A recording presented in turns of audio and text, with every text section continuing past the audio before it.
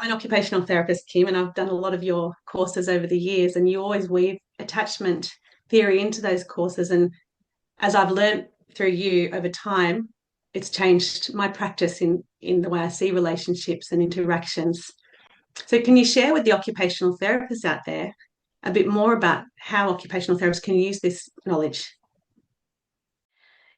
I think when we talk about therapeutic use of self as a core foundation of occupational science, that attachment theory comes nicely alongside and can be used in every aspect of our delivery of service, from the neonatal intensive care unit to the geriatric center, from a hospital setting to the community, from an educational support, from a private practice, anywhere that we practice.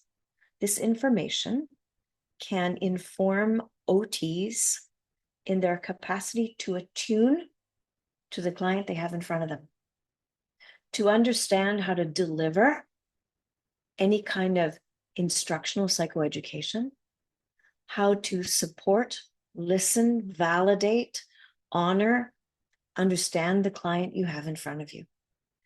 And this is how I think OTs come alongside this information so profoundly.